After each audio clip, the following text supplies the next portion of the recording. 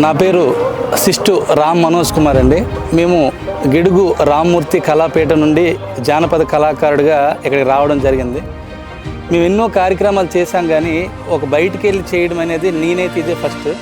కానీ ఇక్కడ చూసిన తర్వాత ఛత్తీస్గఢ్ వారు వీళ్ళు ఏవైతే ఇక్కడ ఉన్నటువంటి కళారూపాలు అవ్వచ్చు, అలాగే వీళ్ళు చేసినటువంటి ఏర్పాట్లు ఏవైతే అవ్వచ్చు, ఇక్కడ ఉన్నటువంటి వివిధ రాష్ట్రాల నుంచి వచ్చి నలుమూల నుంచి వచ్చినటువంటి కళాకారులు అవ్వచ్చు. ఎందుకంటే ఇక్కడ చాలామంది పాటలు పాడారు. ఆ పాటలు కూడా ఎలా ఉన్నాయంటే, పాట అనేది మనిషి గమనానికి బాట, పాట మనిషి గొంతు నుండి వచ్చినటువంటి మందుగుండు తోట, పాట చైతన్య బావుట అనే విధంగా ఒక్కొక్కరి మాటలు, ఆ మాటల తోటాలన్నీ కూడా చాలా చక్కగా ఉన్నాయండి. ఇటువంటి కార్యక్రమం అనేది ఏర్పాటు చేయడం మేమైతే అందరం కూడా మన రుద్రమూర్తి గారికి, అలాగే ఇక్కడ ఛత్తీస్గఢ్ ఉన్నటువంటి ప్రతి ఒక్కరికి కూడా ప్రజలందరికీ, తెలుగు ప్రజలందరికీ కూడా పేరు పేరున నమస్సుమాంజలు తెలుపుకుంటూ ఇలాంటి ఐక్య వేదికలు అనేవి మరెన్నో జరగాలని, మరెన్నో జరిపించాలని ఆకాంక్షిస్తూ మా కోరికగా చెప్పుకుంటూ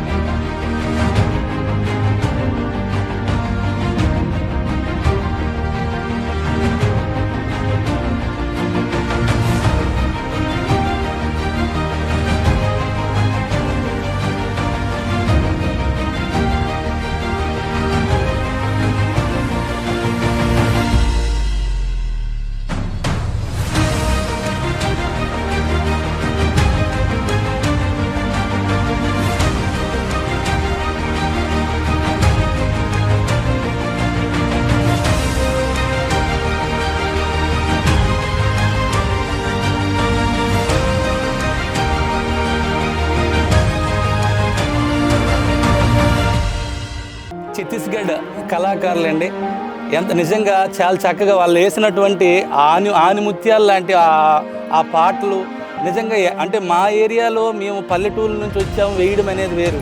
ఇక్కడ ఉన్నటువంటి కల్చర్కి ఆ కల్చర్ని జోడిస్తూ వీళ్ళకి ఇవన్నీ నేర్పించి ఇలా ఉండాలి, ఎక్కడా కూడా ఏదో ఒక టెంపో మిస్ అవ్వకుండా, ఏదో ఒక లయబద్ధం అనేది మిస్ అవ్వకుండా వాళ్ళు వేసే పర్ఫార్మెన్స్లు అనేవి, అవి జానపద నృత్యాలు అవ్వచ్చు, ఈ పిల్లలు వేసినటువంటి జానపద నృత్యాలు అవ్వచ్చు.